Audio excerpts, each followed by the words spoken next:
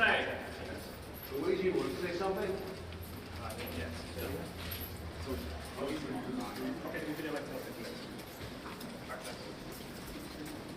Stay inside the press box.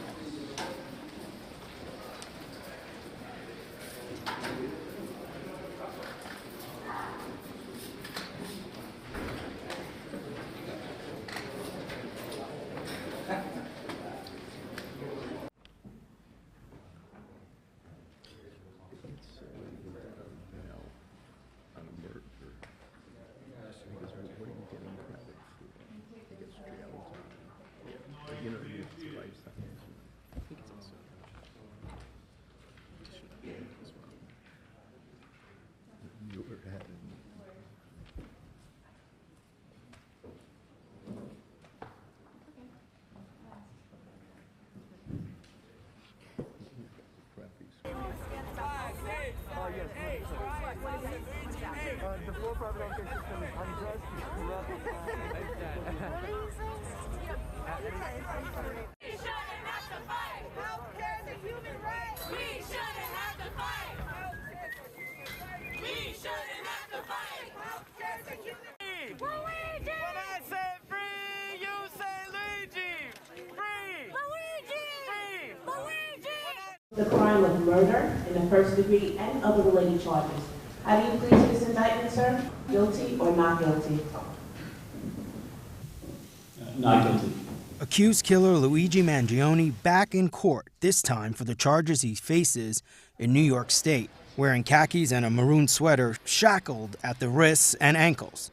The camera in court capturing the 26-year-old as he faces 11 state charges that include murder in the first degree and murder in the second degree as a crime of terrorism for the alleged killing of UnitedHealthcare CEO Brian Thompson.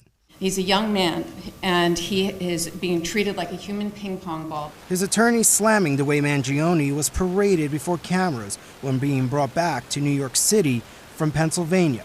They are literally treating him like he is like some sort of political fodder, like some sort of spectacle.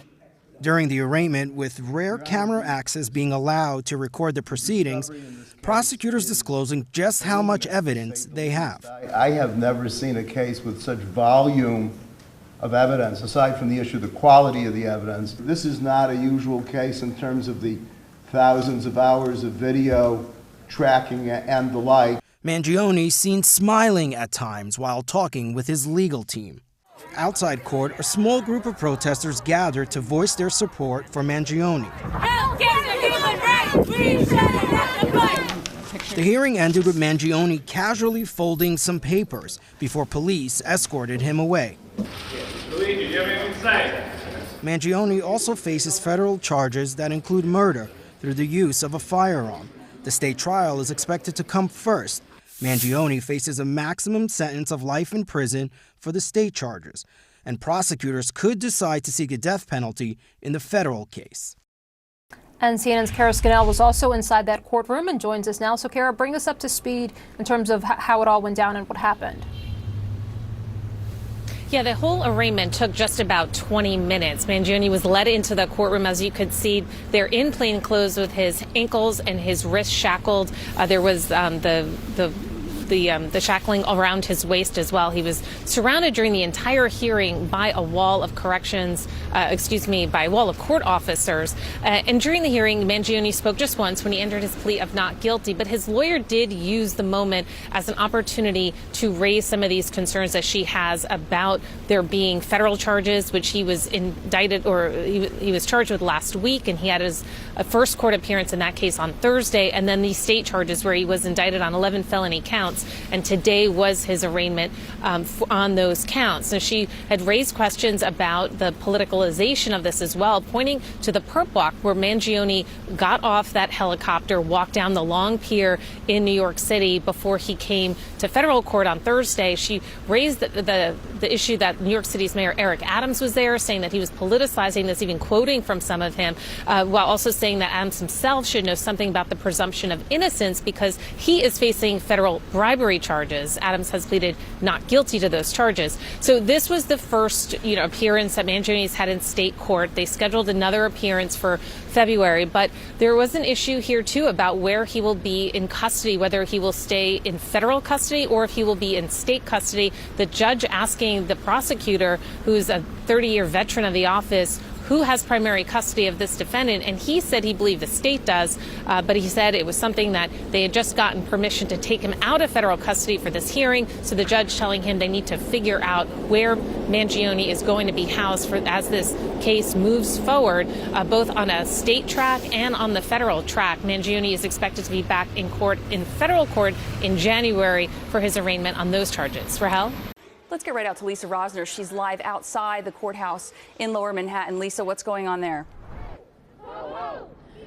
Well, Alice, as you mentioned, Mangione just pleaded not guilty, but outside the courthouse, behind all the media where I'm standing, there's about 24 people here standing in support of Mangione, chanting that there should be justice for Luigi.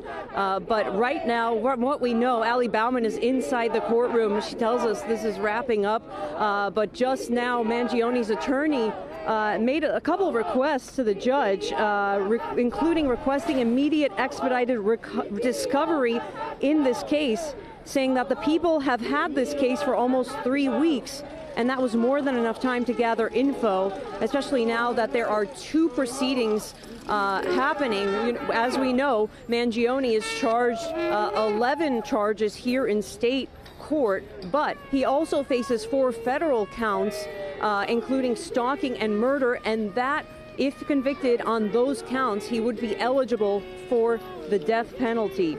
Now, we know also from here inside state court, and just looking through Allie's very detailed notes, as I said, she is in court, we do know that Mangione, she said, it was cooperative, and she made an issue about what we saw last week when Mangione was extradited from Pennsylvania to here in New York. You may remember he was taken here by helicopter, flanked by heavily armed guards. Mangione's attorney telling the judge that he was cooperative. There was no reason for the NYPD to have big assault rifles. And she said it was perfectly choreographed. She also complained about New York City's mayor. Now, earlier we spoke to someone who is a former FBI agent about the charges that he is facing in federal court. So all it does is there are nails in the prosecution's case that help seal these matters to make sure they get a successful prosecution. But keep in mind, the investigation is still continuing. It's not over yet. And here in state court, we know that Mangione's next court appearance will be February 21st. Back to you. All right, Lisa, thank you. And here to break down what is going on in court today, attorney Rich Schoenstein. He is a partner with Tarter, Krinsky and Drogan. Let's get right into it. And can you talk about the differences between the federal charges and the state charges here? Absolutely. Well, the state charges are first-degree murder, including that terrorism aspect, which is what gets you from second-degree murder up to first-degree murder. 2 charges of first-degree murder, and then a bunch of charges for the weapon and some charges for a forged document. The federal charges have to do with federal activity, which is basically crossing state lines. So there's 2 charges of stalking, using interstate commerce or going across state lines. And then there's that murder charge on the federal level, which is pled as a top-tier federal murder count, and that in the federal system carries the possibility of the death penalty. Now, I want to ask you, too, with this 11-count indictment here in state court, you were talking about murder in the first degree, and it says caused the death of Brian Thompson and that he was allegedly killed in furtherance of an act of terrorism. How difficult is it going to be for the Manhattan DA's office to prove this terrorism aspect? What sort of evidence, would they need to show? Well, it is probably the most difficult aspect of the crime to prove, because ordinarily to prove murder, you don't have to prove anything about motive. You just have to prove that a person did it, perhaps did it intentionally. Here, you're going to have to prove that the murder was done for some sort of purpose that would convince a jury it's an act of terrorism, sending a message, striking fear in the heart of people who work in the healthcare industry, some sort of public-facing purpose to the murder that would constitute a terroristic act. What do you know of the timeline of these cases? When will we see him back in court? When might we see the trials in this case? So it's a good question. I mean, the first question is what's going to proceed first, the federal or the state charges? Now, typically, I expect the federal charges to move quicker. I expect a federal prosecution to move quicker, although the state case is a little more straightforward. And that's a matter that will be coordinated and maybe even negotiated by the prosecutors involved. The attorney, as you said during your report, is already pushing for discovery. His lawyers want the evidence right away. They want whatever's been gathered so they can start poking at it, so they can do their own investigation, so they can see how good the case is. I would expect him to be on trial perhaps in the second half of next year. Could take a little bit longer, but I expect this case will move pretty briskly.